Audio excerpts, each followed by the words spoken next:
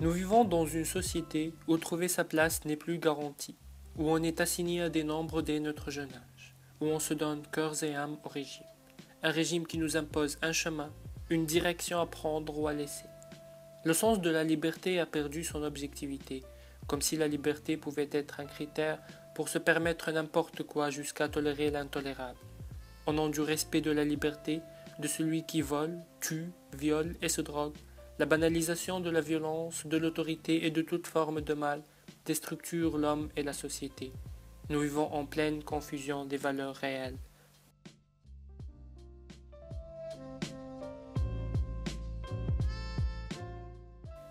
C'est moi qui vous parle. Un jeune homme de 26 ans, ingénieur en réseau informatique, un Tunisien. Ça fait 2 mois maintenant que je suis diplômé. Se frayant un chemin dans la foule, mon train de vie quotidien m'attendait tout au bout. À l'ouverture des portes du métro, un périple du combattant rôdait autour d'un mélange de routine, de fatigue et de lassitude incessante.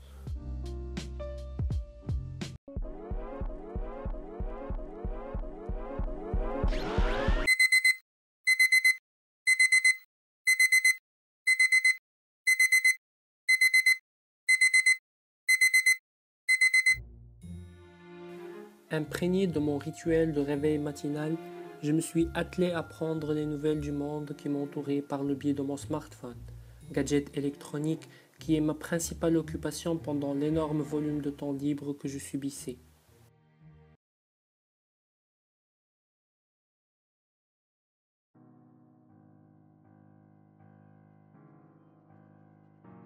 Suite à quoi, je suis devenu assez autonome pour préparer moi-même mes propres repas. C'est là où je vivais pendant 5 ans. Ma vie n'a pas changé. Les mêmes scènes se répétaient chaque jour, le même parcours et le même chemin.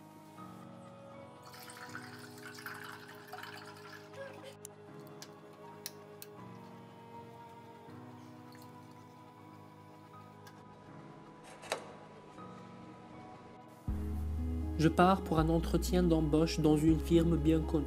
Je suis confiant, à l'aise et déterminé.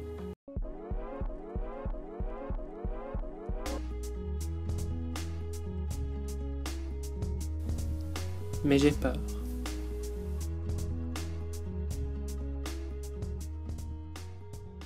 Qui n'avait pas envie de faire partie de cette équipe, où travailler devient un divertissement, tant l'atmosphère dans la boîte était décontractée malgré le traitement de clients de renommée mondiale qui ont choisi l'expérience et la précision. C'était le rêve auquel je songeais.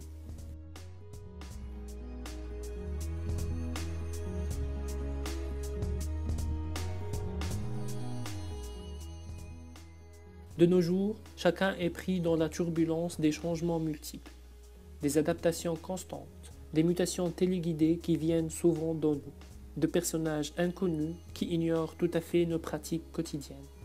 Nous sommes à l'ère des transformations profondes, des mutations généralisées. Il semble qu'il n'y a plus d'assises sur lesquelles on pourrait fonder quelque chose de définitif et d'un peu stable.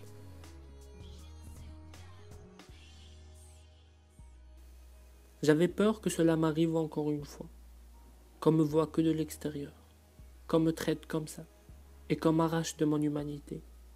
Il semble aujourd'hui que la peur et l'inquiétude face à un autre qui est différent de soi règnent sur l'humanité. On m'a mépris, on m'a exclu. Mais à cause de quoi?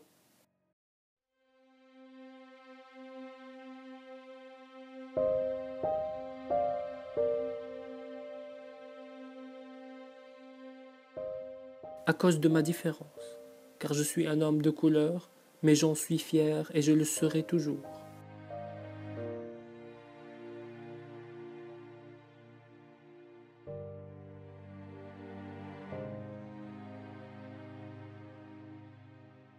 Arrivé au sommet de la colère et du dégoût qu'un être humain pouvait ressentir pour un autre, je me demandais quand est-ce que ces pratiques offensantes et blessantes allaient cesser d'être perpétrées à notre égard, nous, les hommes de couleur, quand soudain une brise de jasmin avait réussi à m'empêcher d'exploser en cris. Et en relevant les yeux, ma braise a été radoucie par de la neige, douce fine et délicieuse, cette neige qui était en face de moi. Tout commençait à avoir à nouveau un sens, et cette lueur s'annonçait de bonne augure. J'ai trouvé le sens de la raison qui m'entrait. À chaque pas sur le chemin de mon rêve, j'ai trouvé enfin le sens de mon existence.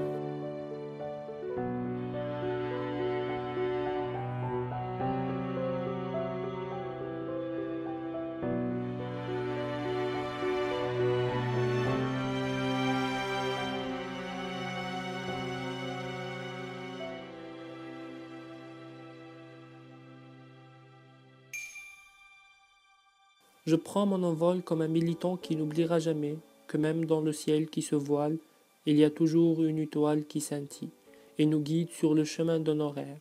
Et seulement lorsqu'on y croit, un nouveau jour se lève et on sortira alors de l'ombre à la lumière.